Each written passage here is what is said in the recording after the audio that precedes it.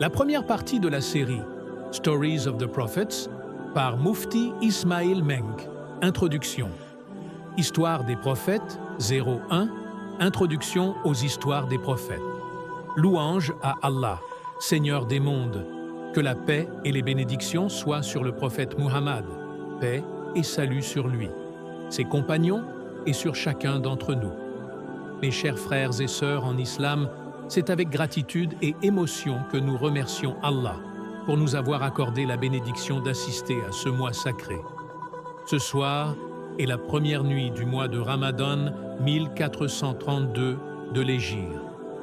Nous sommes ici rassemblés dans la maison d'Allah, dans la magnifique mosquée Zinnatul Islam au Cap, en Afrique du Sud.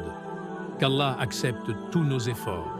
Chaque personne qui a fait l'effort d'être présente, chaque auditeur, chaque téléspectateur, qu'il nous accorde son pardon et qu'il illumine nos vies.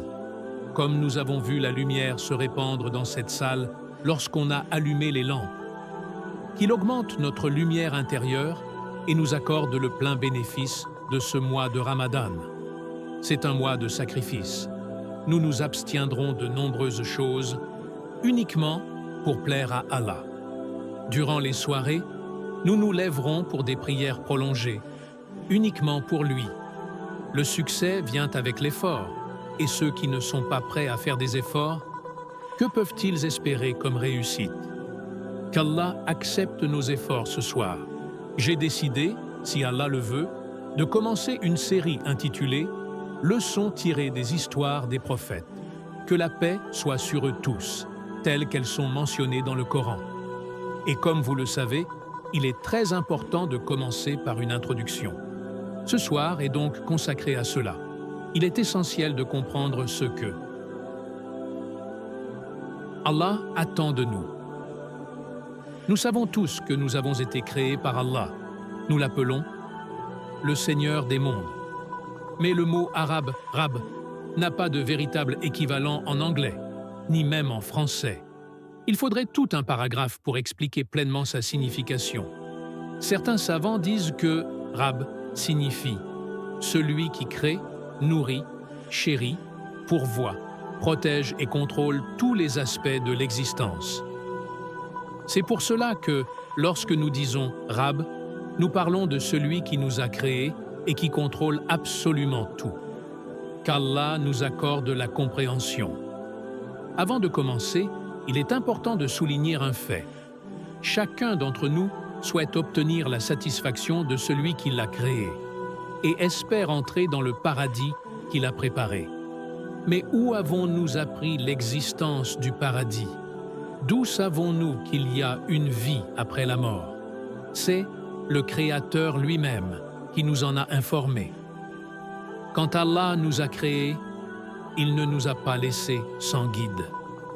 Il nous a envoyé des instructions, des livres et des messagers pour nous rappeler. Il n'y a aucune nation au monde à qui un messager n'a pas été envoyé, un avertisseur, un rappel.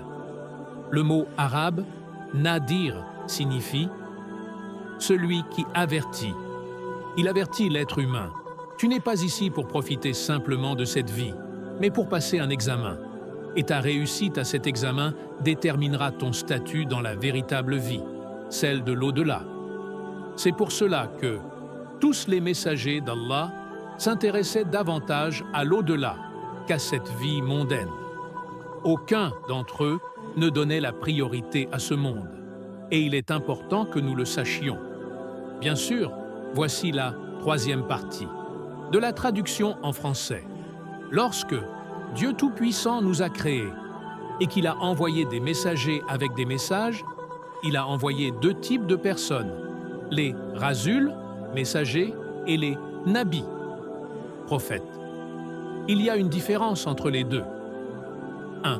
Rasul est un messager ayant reçu une nouvelle législation, une révélation ou un livre, avec l'ordre de transmettre ce message à son peuple. Tous les messagers sont donc des prophètes, mais tous les prophètes ne sont pas des messagers.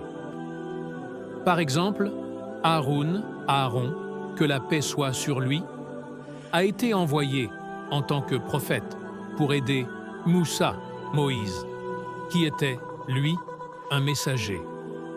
Le message venait d'Allah, révélé à Moïse, et Haroun l'a simplement aidé à le transmettre.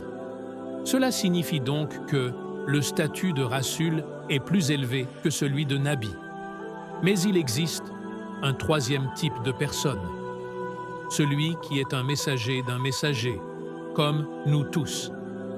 Nous sommes le messager du messager d'Allah, Muhammad, paix et salut sur lui. Il nous a transmis le message et nous avons le devoir de l'apprendre, de le mettre en pratique et de le transmettre à notre tour. C'est pourquoi, lorsque le prophète, paix et salut sur lui, a envoyé l'un de ses compagnons au Yémen, il lui a posé quelques questions, puis il lui a dit « Louange à Allah qui a accordé l'acceptation au messager du messager d'Allah. » Ainsi, nous sommes tous concernés par cette mission. Transmettre le message, même s'il ne s'agit que d'un seul verset. Qu'Allah nous accepte pour cette noble tâche.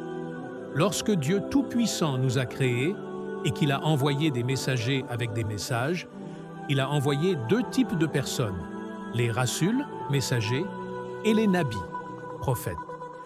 Il y a une différence entre les deux.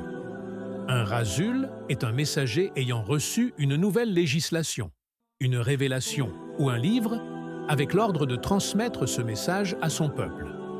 Tous les messagers sont donc des prophètes, mais tous les prophètes ne sont pas des messagers. Par exemple, Aaron, que la paix soit sur lui, a été envoyé en tant que prophète pour aider Moussa, Moïse, qui était, lui, un messager. Le message venait d'Allah, révélé à Moïse, et Haroun l'a simplement aidé à le transmettre. Cela signifie donc que le statut de Rasul est plus élevé que celui de Nabi. Mais il existe un troisième type de personne, celui qui est un messager d'un messager, comme nous tous. Nous sommes les messagers du messager d'Allah, Muhammad, paix et salut sur lui. Il nous a transmis le message et nous avons le devoir de l'apprendre, de le mettre en pratique et de le transmettre à notre tour.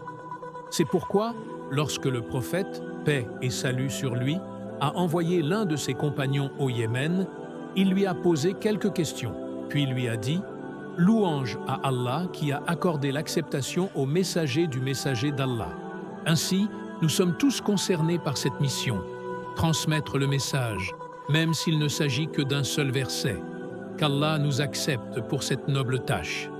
Il est essentiel de comprendre la création de l'homme, pourquoi et comment Allah nous a créés. Cela ne peut être connu que par la révélation divine. Les écritures précédentes, juives, chrétiennes, contiennent des similitudes, mais aussi des altérations. Le Coran, lui, est pur et préservé. C'est pourquoi nous le suivons.